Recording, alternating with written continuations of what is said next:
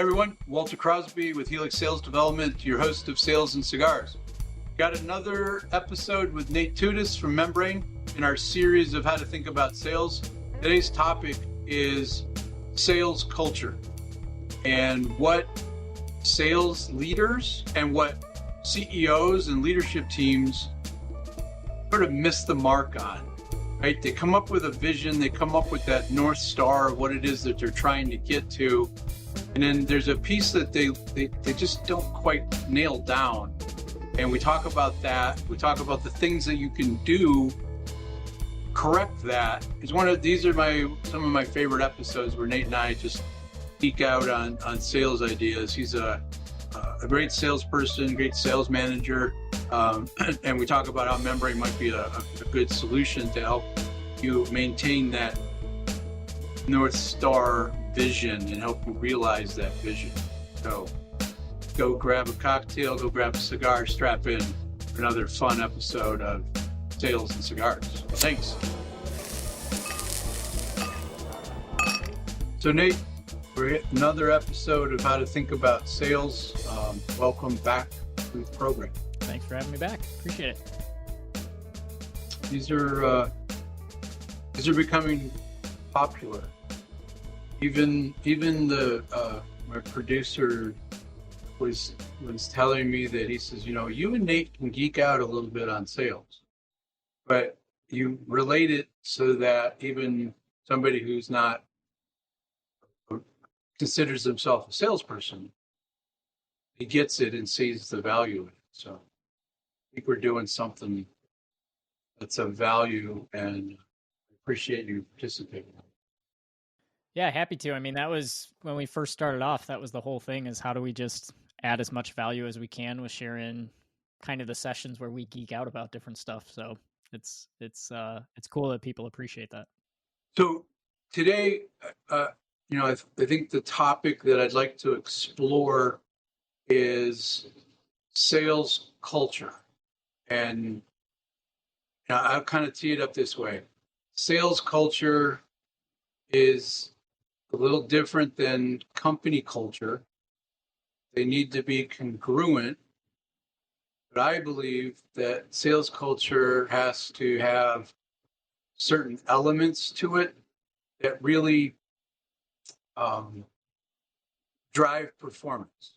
Because that's what a culture needs to be in a sales organization.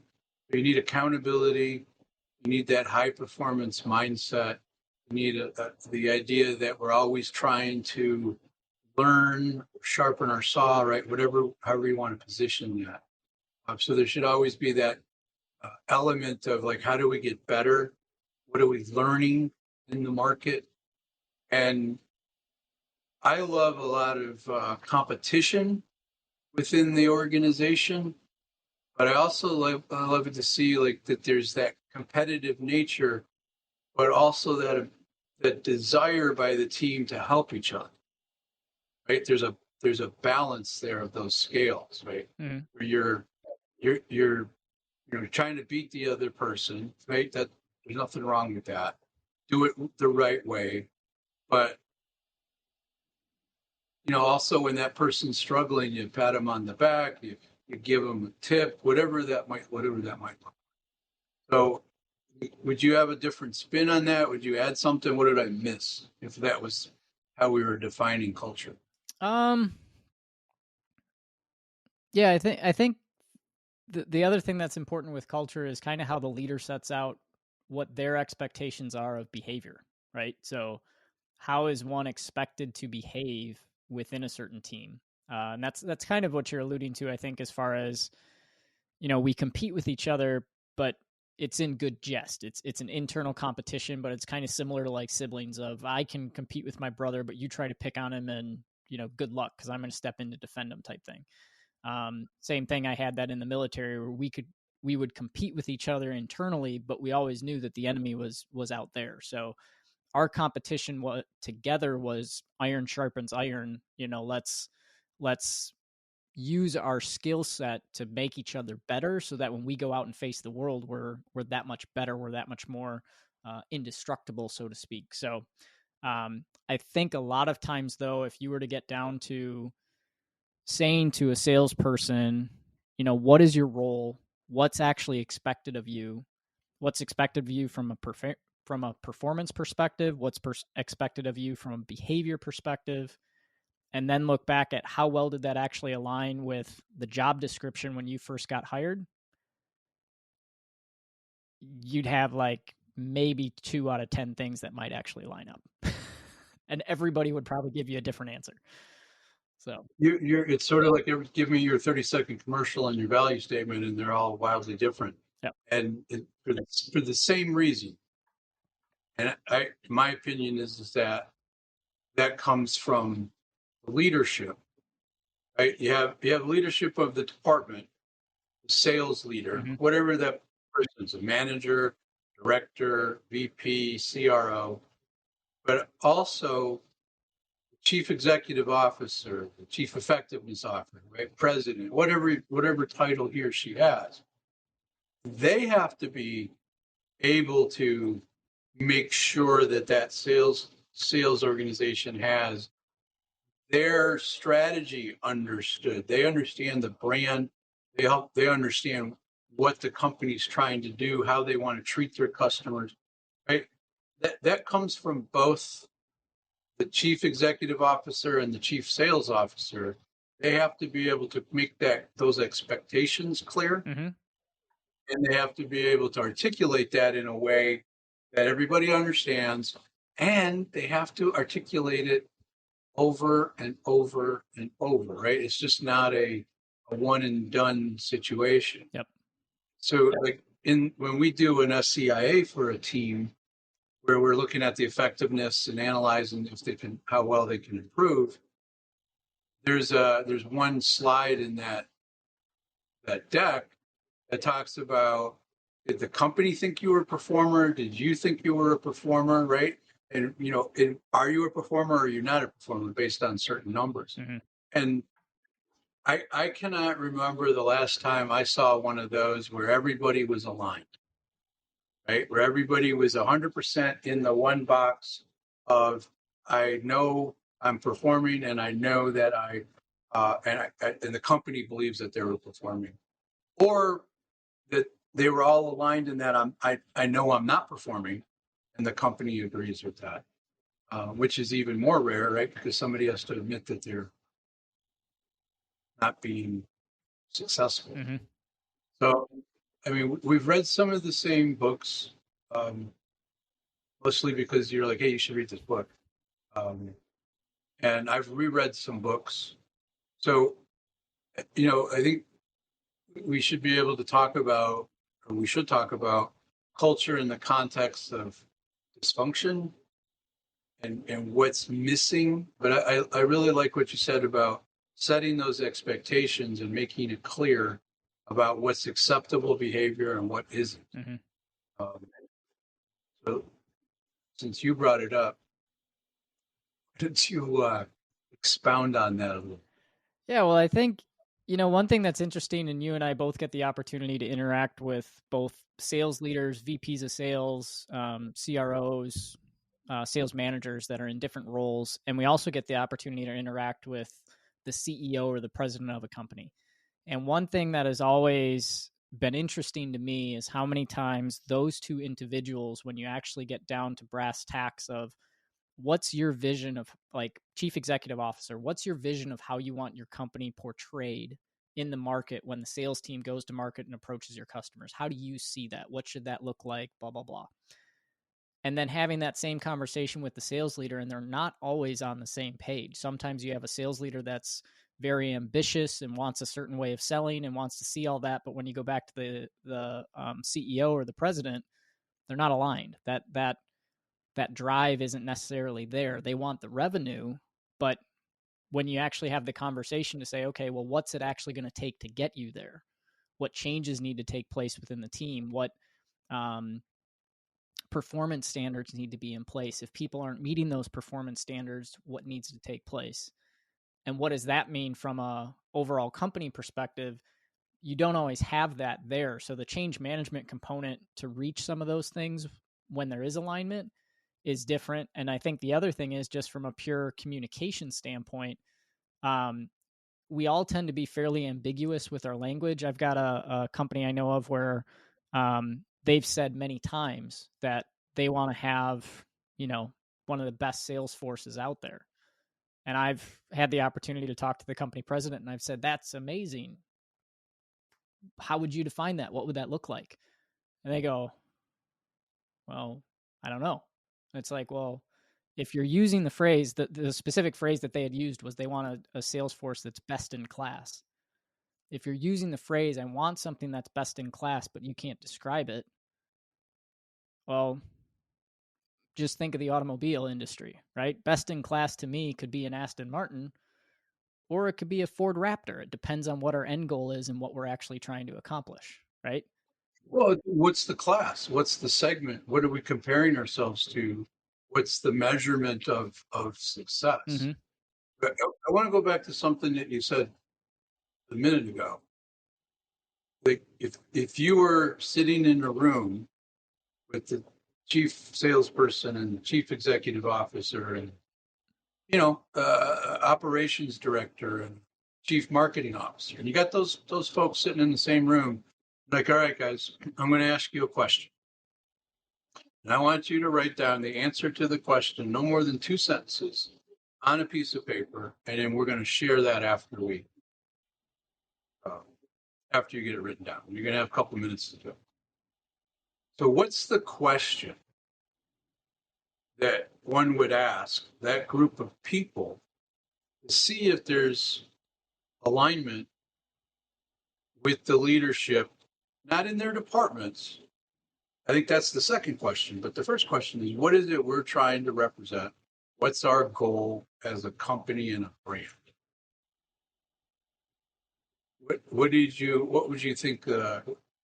Think about that for a second. What would be that question, or what would be a good question to start there? I think you could probably just start off with and this is kind of a two-parter, but what's your vision for the company? And when people think about your organization, what do you want people to say about your organization? What would that vision be, and how would you see that executed? So the rocking chair test. Yeah, a little bit. Kind of like the rocking chair test of, if you were 90 and you were looking back, what would that be? But almost even like in the moment, what do you want that to be? How do you want to be seen in the market? If you want to be the best in class sales team and you haven't even defined that, how do you even get there? And how do you expect anybody on the team to have any alignment around that whatsoever, and what that takes?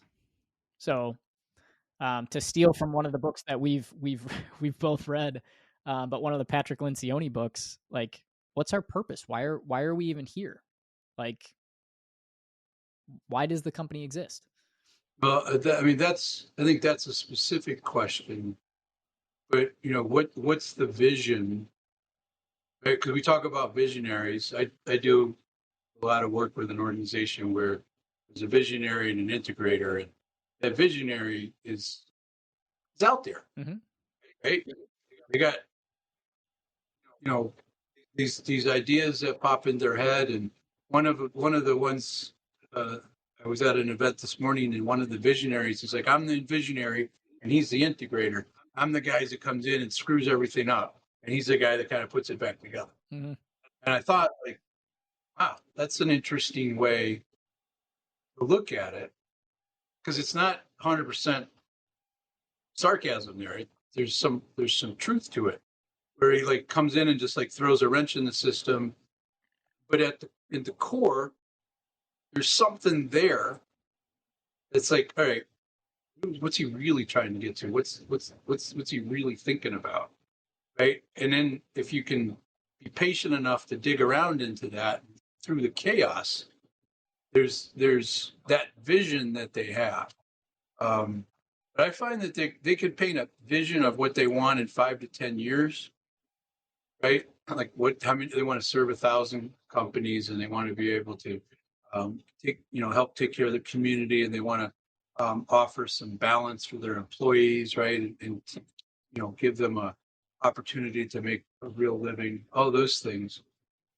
But they have trouble articulating what the expectations are for the individual. And I think that's why sales culture, company culture fails, is that the leader comes out, says once, maybe twice, all of this vague language. We want to be best in class. We want to be a leader. We want to be champions of the West, right? Whatever that is. Yep.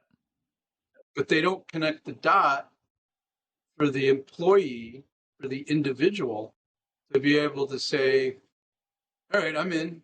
Let's do that. But they don't help that person see what can I do every day that helps us get there, right? And it requires more work. It requires more conversations by that leader to dig into the division leaders, the department leaders, for them to show up in meetings to say, remember what I said, we want to be best in class. Okay, so what that means to the sales group is A, B, and C. And that's what doesn't happen. And that's why you don't get buy-in as much as you get, rah, rah, rah, so what? Now you got to go out in the field and do the work. I don't know what I need to do every day to make that work, right? They don't connect it. That's what I see as being the big problem in the culture. Yep.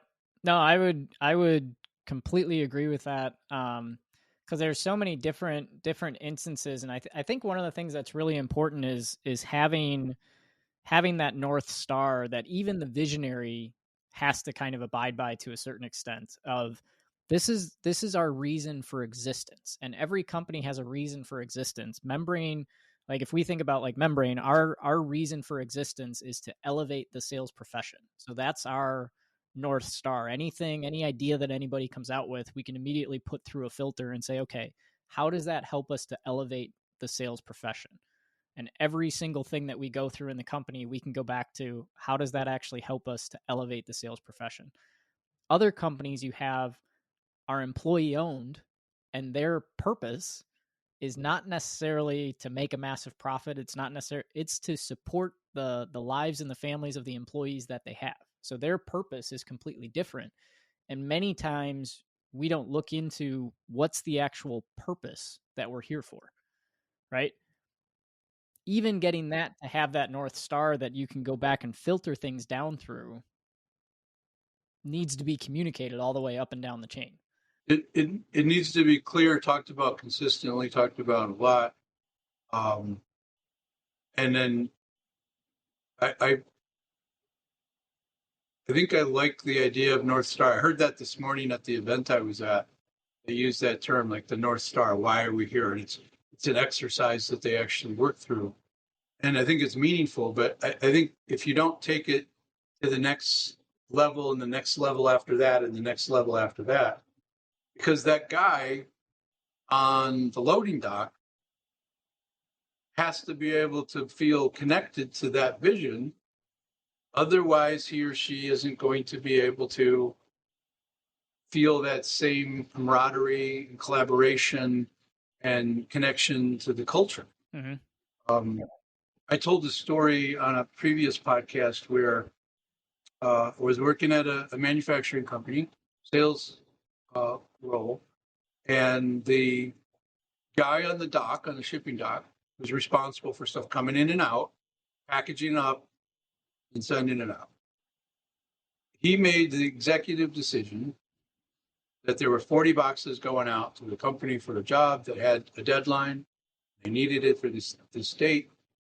And he decided to pull one of the boxes because it was damaged. And when he looked at it, he could see that the equipment inside was jacked up. So instead of holding all 40 boxes, he shipped 39 and held the one.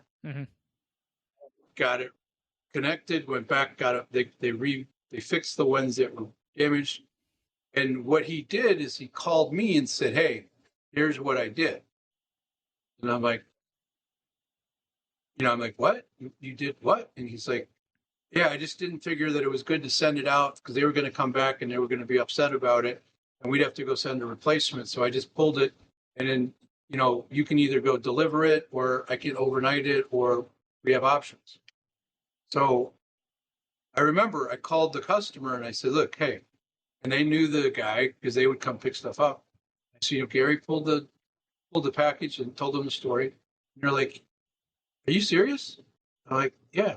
He's like, he did that to help make sure that there wasn't a problem, that we didn't see that in the last minute. I'm like, that's exactly what he was thinking. If you didn't see the damaged box, you open it up, it's the last day, you got to get it done, and poof, it's broken. Mm-hmm. I said, I'll have you the new box tomorrow, and you don't need all of them to start the job anyway. But he did that on his own because he understood that we try to help the customer. Our differentiator with the customer wasn't price, it wasn't better product, it was, we're going to make your job of delivering the product on time what we do. And he that decision did that. Mm-hmm. And this is a guy, it's an important job. He wasn't making $1 million, but that customer came in a couple of weeks later, boxed the swag of their stuff, gave it to him and said, hey, we know what you did, appreciate it, the job went well, blah, blah, blah, blah.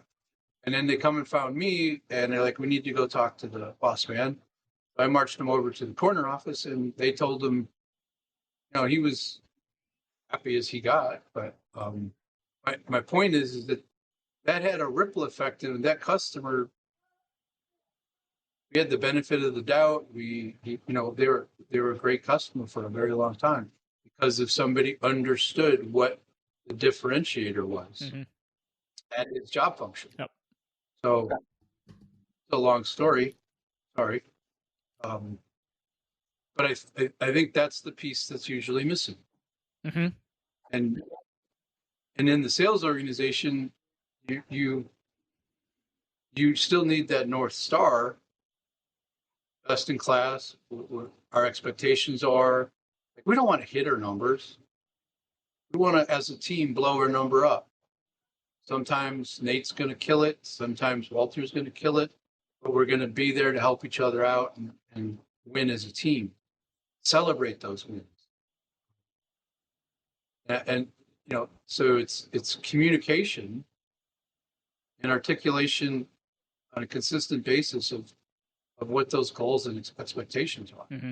and fighting through all the dysfunction and pettiness and childishness and drama and whatnot. Yep.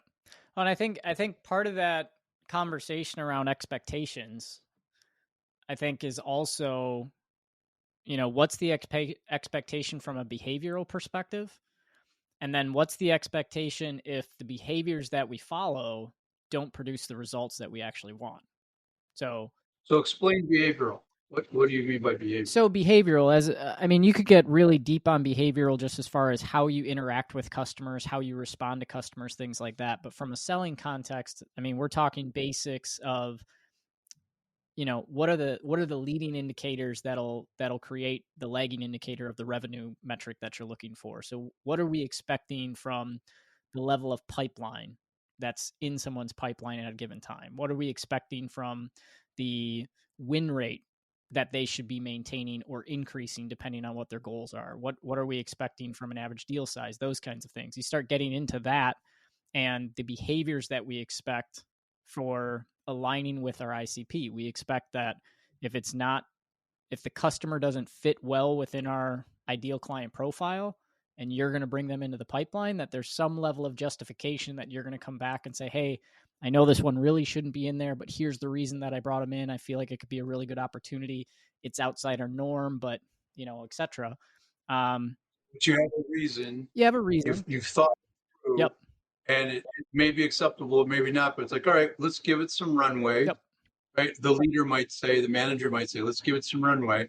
But if we're not making progress, you got a short runway, right? Right. And the thing is, if I as a salesperson know that that's what's expected of me, if I'm below that, because sometimes the expectation is, well, you should just be closing sales. So I've had conversations with salespeople where they've been like, well, I closed 10 sales this month. Billy only closed 3, but I'm the one getting yelled at. I don't get it. And it's like, well, let's look at the numbers. You're closing an average deal value of $500, and Billy over there is closing an average deal value of 10 grand. His 3 out trumps your 10 all day, every day. And they're going, well, nobody ever told me that that's what I should be paying attention to. I was just looking at number of sales, not total sales volume. Yeah, that's that old adage of you can't get mad at somebody for doing something you didn't tell them that they couldn't do. Exactly. But then I think the other thing, and this is where I think a lot of leaders are hesitant to go there, but from an accountability perspective, I think the other conversation needs to be of this is what we expect expectations wise, behavioral wise, of where we're going. Here's what happens if we're successful. That's the commission conversation. That's the bonus conversation that we're always happy to have. But what's the conversation around if we're not meeting that? Right. So what happens if The ugly truth? Yeah. That everybody's trying to hide? Yeah. Conflict? But the thing is, that should never be a surprise to an employee.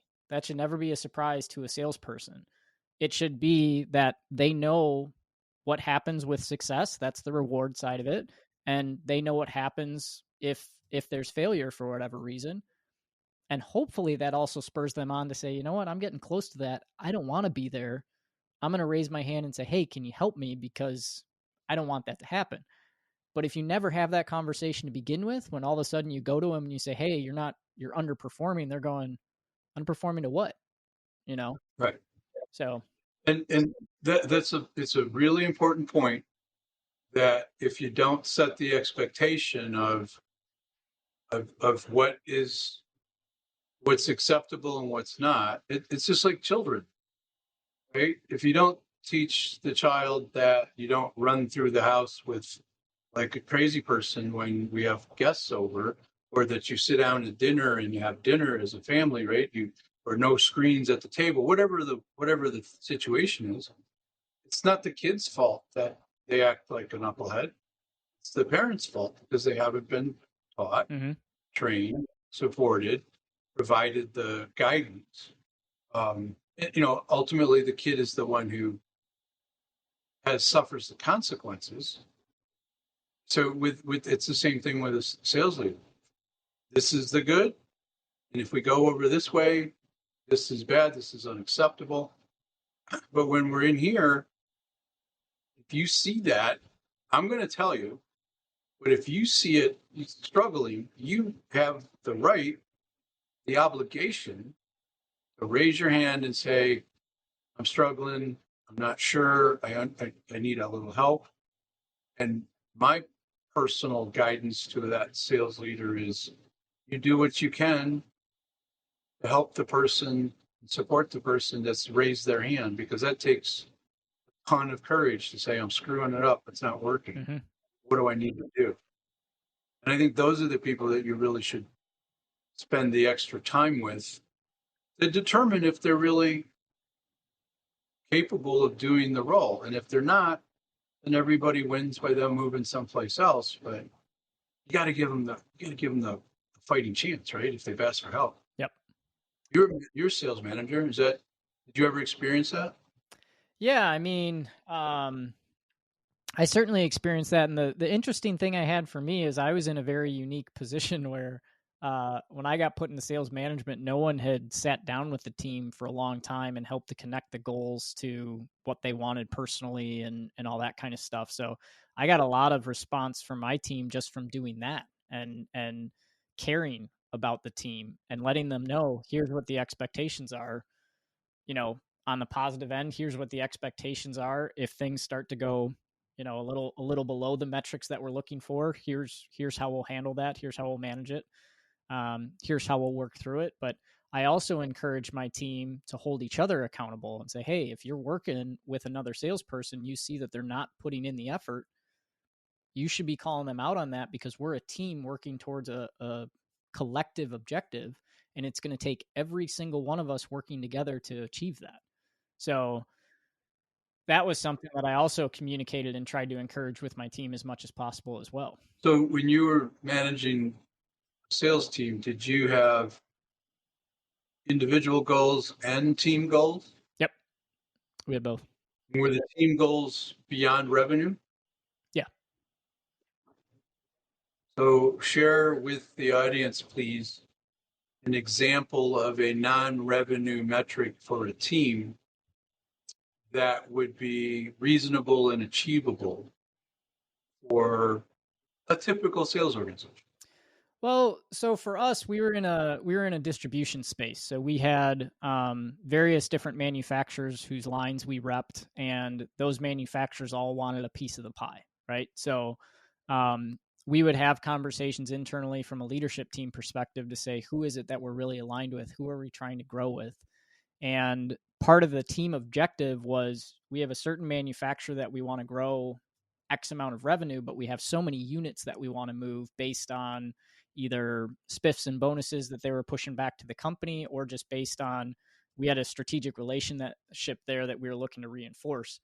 And so we would look at not only the revenue objective of the individual sales rep, but then we also looked collectively as a team, how do we really leverage that with our best partners so that those partners see us in a better light, and then we get better things the following year. So and we also communicated that to the team. So the team understood we weren't just pushing a specific manufacturer with no real rhyme or reason, or because they came and said, hey, if you sell X amount of units, we're going to, give you a trip or something. We were doing that because strategically we had looked at it as a company and said, we want to go in this specific direction. And if the whole team pulls together, our sales could come from all over the place, but there was a specific focus there that the team was going to have a collective goal that also helped the team internally to learn a lot, because they were saying, hey, I know you were selling that unit over there at that place. What was their feedback? How did that work? What pushback did you get? How'd you work around that? And so you had a lot of collective unity around that as well. But it's because the communication was thorough, and the why behind, like, all right, we want to line up with this group because we think their flexibility in shipping, their flexibility in manufacturing, their product line is diverse. Whatever the reasons were that the executive team came up with, you go back, like, it's not just, the CEO's not getting a jet or being flown around. It's like, we're all going to win because we're going to get better pricing that will be able to help, add to margin, and you guys are compensated on margin. So boom, again, we all win. Yep. But it's that thoroughness of the conversation. Yep. So before we wrap up, I had a situation a few months ago where distributor, they compensated their salespeople, right? The company compensated their employees, commissions and bonuses. But the distributor gave the employees spiffs that were sizable, 5 figures, to do certain things that may or may not have supported the strategic objectives of the company.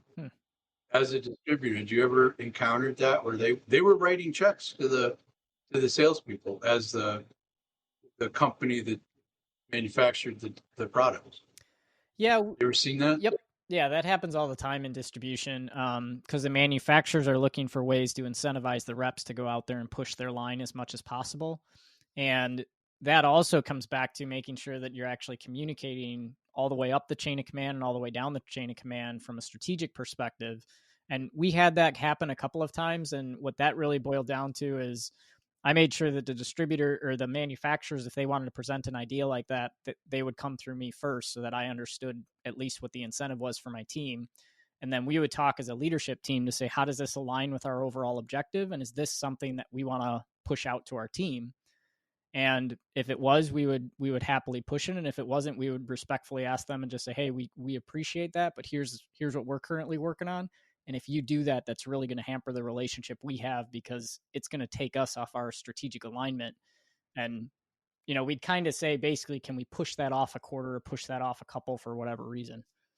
But it goes back to leadership, whatever level. Yep. Is having an uncomfortable conversation with somebody, right? And that's sales manager, sales director, being able to go to that distributor and say, look, we understand you want to move that product. That's cool. And we're not going to tell them not to, but it doesn't line up with what we're really trying to do. So Yep. It's that isn't what was occurring. They just allowed the reps to basically cut their own deal, and maybe $25,000 extra. Mm-hmm. Yeah. They sold that thing, Yep. and that's a tough thing to put at the feet of an individual to make the right choice for the customer. Right. Because to me, that's where I was coming from. Is that what the customer really needs? Yeah, they might never know, but is that the right thing to do? Yep. To give that individual that much authority when it might not be? Well, the other thing that you have there, because I remember this happening at one point, and we brought the manufacturer rep in. He kind of shared the program that they had and what he wanted to present and everything, and we said, okay, so let's look at that from our strategic point of view right now. And as it stands, we didn't have the inventory to support what he was looking to do. So the sales numbers that he was looking to hit based on his territory and his plan that they had created back at HQ, pretty much, I don't know if it was actually at HQ for the manufacturer, but what they had created from the manufacturing side, and they were bringing to us, and we looked at it and said, okay, so here's what that's going to mean for us operationally, right? We're going to have to increase the amount of inventory that we have on hand. We're going to have to do this. We're going to have to do this. We're going to have to do this just to meet the orders that our sales team could potentially place if they do what you're asking them to do.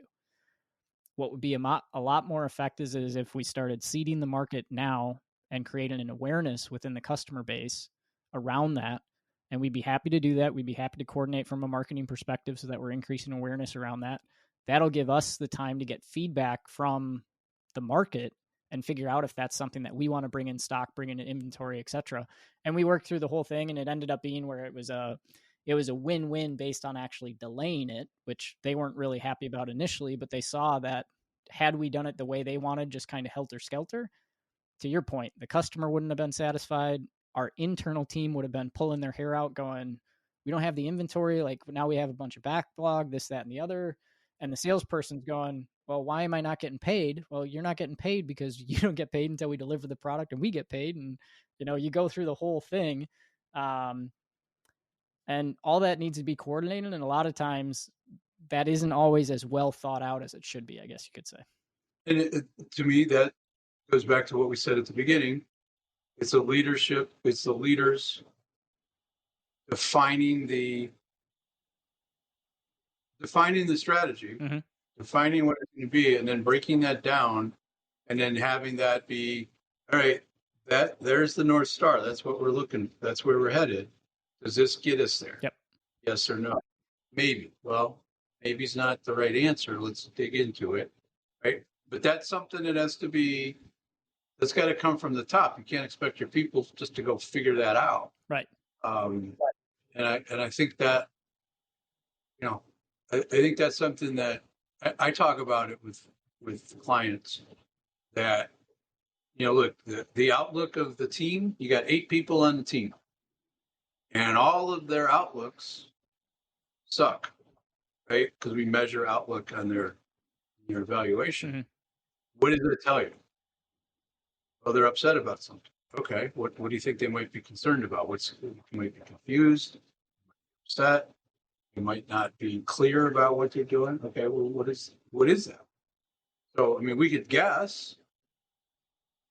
Perhaps we have the manager have a conversation about what seems like you might be confused about this. And when we go over the data, we pull that out. And it's to me, it's illuminating how disconnected the leader is from the team. And it usually just has to do with the words not being clear. Everybody wants to do it. Yep. Yeah, we're a team player, but they don't know what to do to make it work. Yep. I think that's a good place to land. What would you want to add before we sign off on this? I think the only thing that I would add is it's important to determine what that is right at the beginning so that even during the hiring process, that's being communicated to whoever it is that you're hiring. Hey, you're coming into a great team. I want you to know this is how this team functions. This is how we act. This is what's expected. This is what happens when things don't go as expected. This is how we work together. This is how we challenge each other. This is how we compete. This is, communicate all of that and let the person know that culturally they need to fit that culture, because if they don't, they may not really enjoy their job all that well. And a lot of times I think we just like to ignore that and hire people. And then when we get them in, we're like, we don't know why it's not a good fit. And it's like, well, how much did you actually explain some of that information up front? Is that there, whose fault is that? Just telling a salesperson that we're going to hold you accountable to metrics, and the accountability looks like this. We're going to go through these process. We're going to make it clear, and we're going to, just telling somebody that, it's like, if you're a performer, like, all right, well, tell me about typical metrics. Tell me about, to make sure that things are realistic based on your experience. But some people are going to be like, holy crap, they're going to actually make me want to do the things that they want me to do. Mm-hmm. And frankly, I would rather find that out before we make a hiring mistake. Because I always tell a candidate, look, you have a decision to make that's just as important as the decision we have to make to whether or not to bring you on. They're equally important. And we want you to have full information and transparency around these things. So just having that kind of a conversation about, here's what everything looks like under the covers, I think is another thing that people miss. That's a good add to that. We could probably come up with 4 or 5 other things. But I think one more thing, and I think about it, that North Star can't keep moving. No. It's got to be there, and we can iterate. Mm-hmm. We can say, hey, look, this is what the market's telling us. This is what you're giving us feedback. This is what we're hearing. So we think we need to have to adjust our path, or our strategy is the same to get to the North Star, but our tactics are going to have to be tweaked just a bit. Yep. And we're not changing, but when people come in like, oh, the role titles are going to change, and they see all these capricious things that are done that don't really mean anything. Like, oh, got a new CRM, we got a new this, we got a new that, and it doesn't work. So the last thing I'd like to add is that, when we're talking about those performance ideas, and we're talking about win rates and deal sizes and those key performance indicators, showing using membrane, right? Talk about membrane just for a second. Being able to show that to a candidate, not the details of the data, but to be able to say, this is what you'll know where you stand. Mm-hmm. We're not hiding anything. It's all right there for you to go look at it on a weekly basis if you want. I think, that's one of a shout out to Membrane for that ability for everybody to be aware, and it makes it easier for leadership, makes it easier for managers to illustrate, check, verify, make sure that they're being effective. I think that's just something that we should add to this, because Membrane's paying you. They're a valued partner to Helix, because it's the best freaking product on the market as far as I'm concerned. Well, yeah, you're not going to get any argument from me there. But I think one of the main things is, and I've gotten on this soapbox previously, I know, but just on that point, one thing that I've always believed from my time in the Marine Corps and then going out into the civilian world and seeing how people recruit and do all that kind of stuff, and you and I have had this conversation before, but when you get recruited, especially by the Marines, one of their core messages that attracts people to the Marine Corps is they say, listen, we have a 13-week process that we've proven over hundreds of years of turning civilians, and however you want to describe yourself, which we don't do in the most pleasant of manner, as you can imagine. And in 13 weeks, we forge you into a Marine. You earn that title, and at the end of it, you come out a United States Marine, something that no one can ever take away from you, blah, blah, blah, blah, blah. And one thing I've always failed to understand is how companies don't take their ability to hire someone, train them into someone who's wanted by the market, who's desired by the market because they upskilled them in how they actually work with them and how they onboard them and how they train them and how they help them to understand the business side of things and how to pull the levers that actually increase revenue and how to pull the levers that increase their sales and all those kinds of things. And then show them that in a way that says, so when you come on board, other companies may have better health benefits. Other companies may be offering you a better salary. But what I can't guarantee is that they can offer you a path that we have, and here it all is. And Membrane's a tool that actually can help you to put that in there and show them, here's how we help you go, pardon the phrase, but here's how we help you go from zero to hero and really transform in a way to being that. Go from a dumbass civilian to a Marine and dress blues with a sword. Pretty much. So. Well, I think that my not so humble opinion is companies look at that as a zero-sum game, and if they're not playing the long game. Like, we go out and train somebody to do a really good job, and we make them happy. Yeah, there's a chance you might lose them. There's a bigger chance that they don't want to go. Mm-hmm. Because they talk to their competitors and you guys get what? And you that really that you're making what? I mean, those are they don't have confidence in their process, and they don't have the mindset that, you know, to me it's like if I can get a salesperson to grow where somebody else is constantly calling them, you know, about recruiting them. I'll have that conversation with them. Yep. Right? I mean, I don't want to lose you, man, but let's talk about what it is that they're really offering you and make sure that the grass is really greener, mm-hmm. and it's not just full of a bunch of, you know, cow shit or horse shit, right? You're going to keep stepping in it. Make sure that what you know you have is over there. And if it's better, then maybe we should go learn something. Mm-hmm.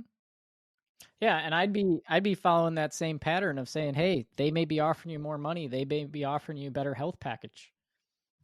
You know, let's talk about the other things that they need to have. You know, how is their executive leadership communication? How are they communicating to you what your goals and objectives are going to be? And the interesting thing, because I've had this conversation when I was a manager, my whole thing was I was like, listen, I want you to be the best possible salesperson, employee, whatever that you can possibly be, and I want to help you to get there. And I expect that there's going to be a point where other companies are going to come and want to poach you away from us. That shows me that I'm doing the right thing because I'm getting you to that point. Well, validation. I would say I have no issue with that. The only thing I ask is come to me so that I can help you to figure out, is that the right move for you? And if it is, you'll have my blessing, and I'll say, please, they offered you something better than we can offer. Go for it. I'm glad that you get a step up. And that builds loyalty from a sales rep who goes, okay, you're there for my best interest. It has to be authentic and sincere. Certainly. Yep. That's not always the case, but I think doing the right thing on a regular basis yields the right outcomes on a regular basis. So, yep. All right, Nate. Again, thank you. Another great, interesting conversation. I've just been thinking a lot about culture, and that's what I wanted to talk about today. That I think if we can get that to be better, other things come easier. Not easy. Yep. Hard things first. Thank you, sir. Appreciate it. Thank you.